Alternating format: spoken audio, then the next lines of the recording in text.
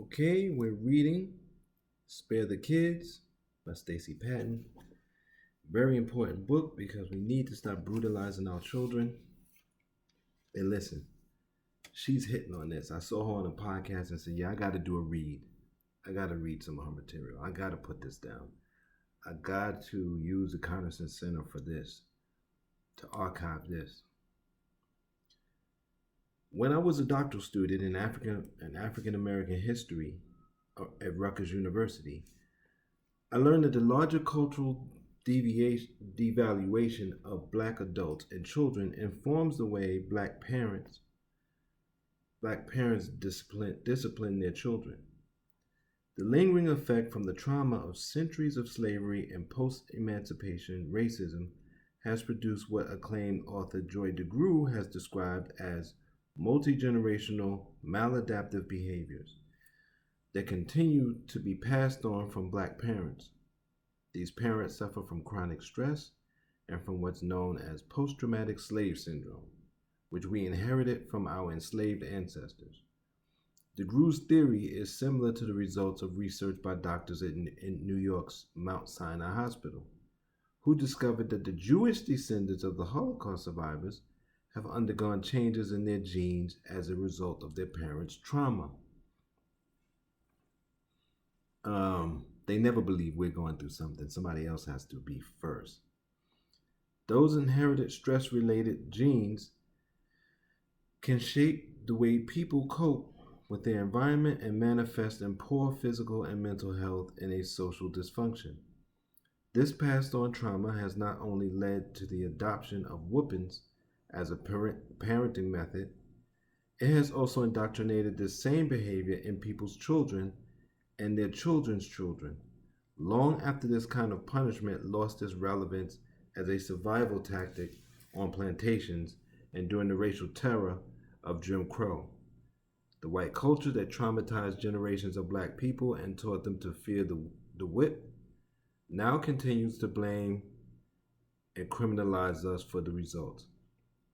We're still being traumatized, so she talks as if that ended. That didn't end. In my child advocacy work and during my career as a journalist over the past decade, I have interviewed scores of scientists, parents, children, child abuse survivors, and child welfare experts all around the country. Then, during the 2014 Adrian Peterson child abuse controversy and debates over the actions of Toya Graham, the infamous Baltimore mom who went upside her son's head during a race riot in April 2015, I remember that. I took a lot of heat when I appeared on national television and said these parents, regardless of their intentions, were wrong for hurting their children's bodies. I was adamant that a parent's intent does not trump the impact of violence against a child. In our media moment, we quickly reacted to those controversies, but then the country moved on from those stories without the necessary reflection, analysis, and solution. And so here I am continuing the conversation with this book. They don't care when we're brutalized. They don't care when our girls are brutalized. They don't care when black boys are brutalized because they don't see us as human. They don't see black people as human. I'm telling you. And I know this because I can tell how people react to me when I'm in public and I talk to people from other ethnic groups. It's not just white. I could be in a store line, holding an elevator for somebody, doing something that's very basic civil behavior, and the reactions I get is like, wow, he's doing it. And it's a sad thing. And let alone when we start talking, you can see the shock in their face. Some of you may dismiss this book as biased, assuming that the abuse I endured during my childhood clouds my opinion about reasonable corporal punishment. Guilty as charged. My whoopings and my scars shape the person I am today and the book in front of you. But I'm not alone in my thinking. My views are equally shaped by data and ample research, which demonstrate the destructiveness of any level of hitting children. I see all forms of hitting as acts of violence, and I believe that children should enjoy the same right to bodily integrity as adults. Experts in the business of understanding child development and parenting practices universally affirm that there is no solid science to suggest that hitting children to any extent and regardless of race or ethnic background is good for them or for society. There is plenty of scientific evidence, however, demonstrating the long term damage resulting from these types of punishment. This is true even when spankings don't leave marks or other serious physical injuries. The effects might not be apparent for years until after puberty or early adulthood.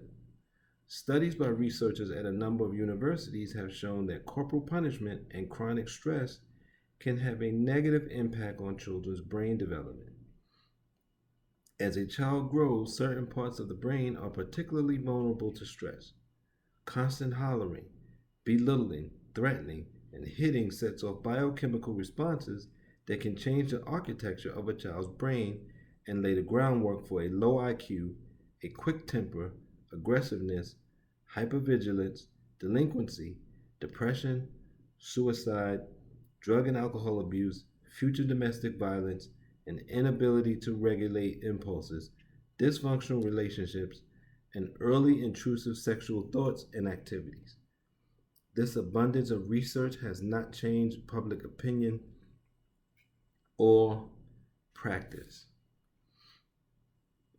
Man, it just causes all of these problems. And I heard too, something like suicide is up 144% in the black community. Crazy. And I believe it. So why don't we listen to the evidence?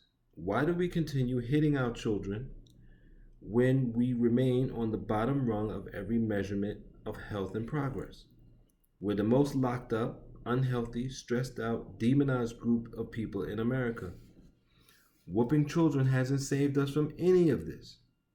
We have been whooping for centuries and we have not turned out fine as people. Could it be that all that violence is one of the root causes of our problems? How committed are we to passing on trauma to future generations?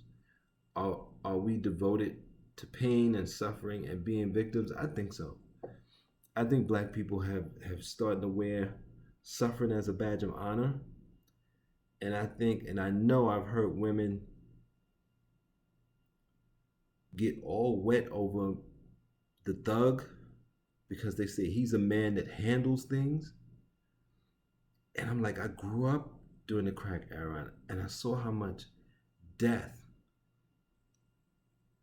that these guys pushed. So I don't know. It's bad. This addiction to suffering and pain is not good. I understand the immediate urge to defend black spaces, black parents, and black culture and identity. But we should consider that maybe, just maybe, white supremacy has done a masterful job of getting its victims of centuries of racial oppression to continue its trauma work and convince us to call it love. If we insist on continuing this whooping tradition, let's at least acknowledge that we're really doing, or what we're really doing, where the errant programming really comes from, and what the real long-term consequences are. Well, that's the problem. Black people are so disconnected from reality that I'm not sure most of them can even find their way back. I think that they showed me, at least in 2020, that they would rather die than live in the state of reality, and even to live in a society that benefits them. Because we've never had it, and for the last 50 years we haven't even been trying to fight for it. So I don't know. I also recognize that we understandably have a profound distrust of white experts. After all, these are the same professionals who use science, medicine, statistics, and media to call us inferior and pathological, and to shore up their own sense of identity and mythical sense of superiority. How do you trust the people who tell you to stop beating your kids when they're constantly creating and sustaining the conditions that compel us to do whatever we feel we need to maintain our kids' safety? It's a cruel double edged sword, and they're brutalizing us too. They're beating our kids. And yet, yearly statistics gathered by the National Child Abuse and Neglect Data System consistently show that black children are mistreated and killed by their family members at a significantly higher rate than white and Latino kids. I wonder if that's a new thing. I don't remember us being brutalized as children, but I'm talking about the 1970s, so that's a long time ago.